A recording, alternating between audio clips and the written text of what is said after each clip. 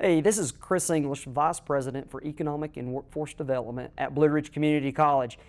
Today I want to show you how to navigate very briefly for filing unemployment through the Department of Employment Security, DES website.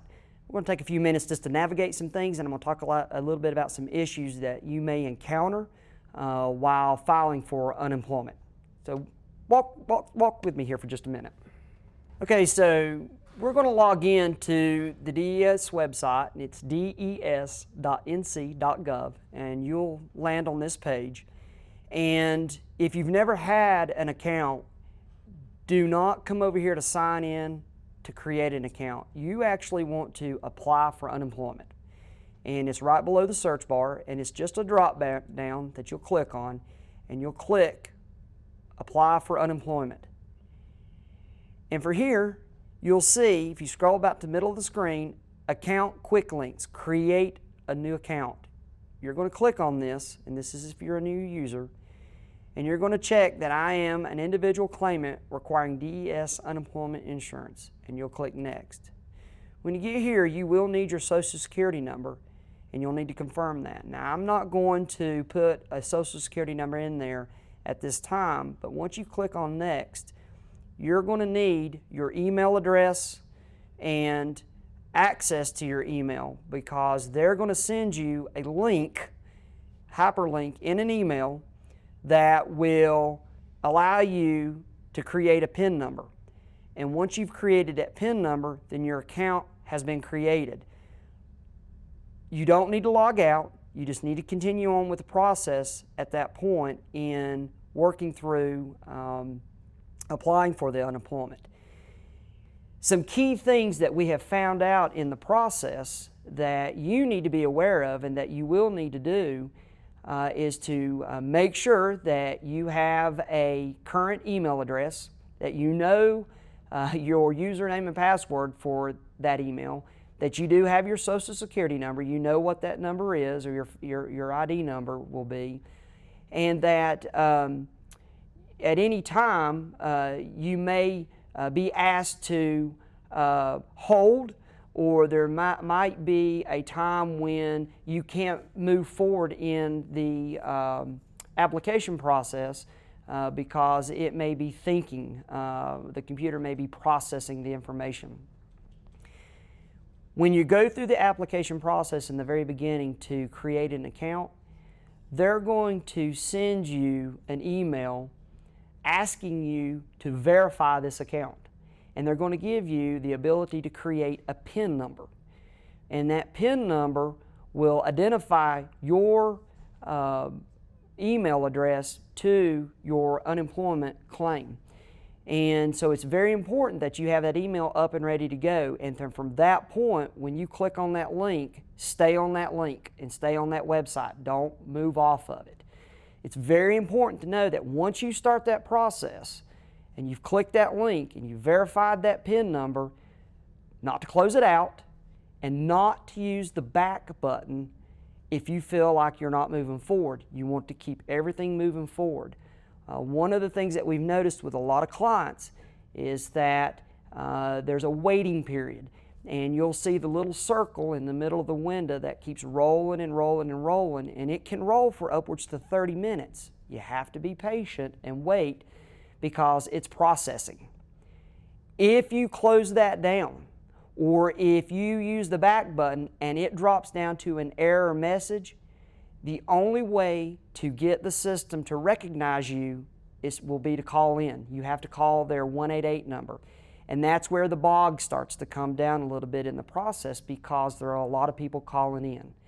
And so we've watched this frustrate a lot of people, of course, because of the waiting period. So if you've went through the process, let's say, and you have created the account and it's thinking, and you've maybe moved forward in increments on the screen, and you're to an hour or hour and 15 minutes into it, and you do shut it down and have to call that 188 number, you're just extending your amount of wait time. And then once it does establish itself and you can move forward, you still may have another 30 minutes to the process. Like I said earlier, we've really, the max we've kind of witnessed has been about 2 hours. I think the norm is about an hour and 15 minutes for somebody to get through the process. Inside, when you do start your claim process and you've gotten through it to the very end, you will be required to have weekly claims, meaning that you need to maintain that username and password and that PIN number, and you're going to weekly make a claim. And each time, your claim is going to be based on the COVID-19 crisis, and you're always going to answer, yes, I'm looking for work. That's key to remember. So remember that each claim you do each week till the time your employment starts back with your business, you always want to answer yes, that you're looking for work. And it's due to the COVID-19. This will allow you to make that claim. That's real important to know because that initiates that check each week that you will get. One other thing to note is that after this process has initiated, it'll take up to 10 days to process before you receive your first check. And then each week you'll receive a check based on your claim. Some other things that we are aware of on the application itself to note, it's going to ask you where you are applying to the application to, what NC Works Center.